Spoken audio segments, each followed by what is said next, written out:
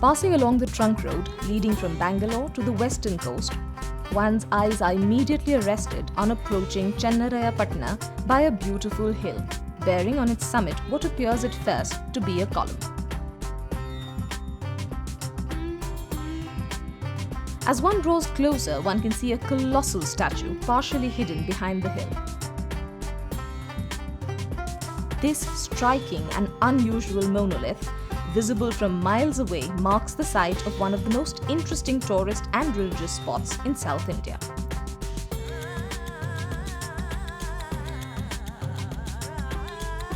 Shravana Belagola in the state of Karnataka derives its name from the Kannada words bale or white and Gola or pond, an allusion to the splendid large tank in the middle of the area.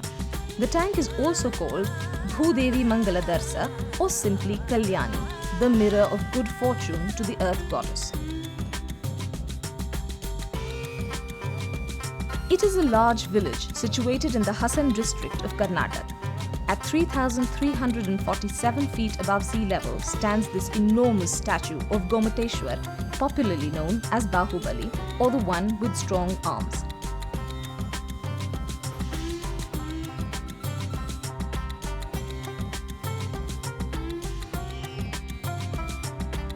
Bahubali was the second of the 100 sons of Tirthankar Rishabh, the founder of Jainism. A much revered figure amongst the Jains, Bahubali's story exemplifies the inner strength of the Indian. He could also have procured the title of Chakravartin, an emperor, but he chose to give up everything and became a Digambar Jain monk. Bahubali meditated motionless for an entire year in Kayotsarga position, or the standing meditation, because of which climbers grew around his legs, thus the vine motif on the legs of the statue. This place at the foot of the Vindhya hills became a consecrated place for meditation by rishis on their path to obtain moksha or freedom from the cycle of rebirth. The inscriptions in Kannada at the foot of the statue provide us with information about the ascetics that spent their time meditating and practicing the Jain Dharma. Interestingly, the inscription tells the story of Bhadrabahu Swami, one of the rishis who descended in the form of Gandhara Gautam with 13 other names. These ascetics were forewarned of a dreadful famine which would last 12 years, upon which the whole Sangh or Jain religious brotherhood gave up the northern regions and under his leadership migrated to the south.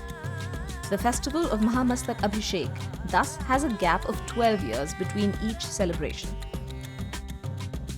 The stage is set for the elaborate Mahamastak Abhisheka or head anointment ceremony of the world's largest freestanding statue of Bahubali atop Vindhyagiri hill. The first records of Mahamastak Abhisheka date as far back as March 13, 981 AD, and the last Mahamastak Abhisheka took place in February 2006, with the next one only due in the year 2018. Built by the Ganga dynasty, this 57-foot-high statue, a daunting symbol of generosity and sacrifice, gets anointed once every 12 years.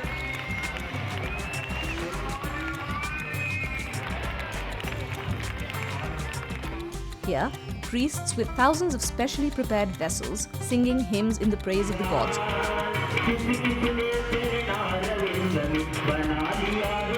pour consecrated water from a special scaffolding made to reach atop the mammoth statue. For 10 hours straight, Bahubali is bathed in milk, coconut water, sugarcane juice, turmeric, flower petals, sandalwood, and saffron paste. The stone sculpture, carved out of a single piece of rock, symbolizes renunciation, self-control, and subjugation of the ego as the first steps towards salvation. As the vibrant colors cascade down the statue, thousands of Jain devotees gathered here sing hymns in praise of the Bahubalis.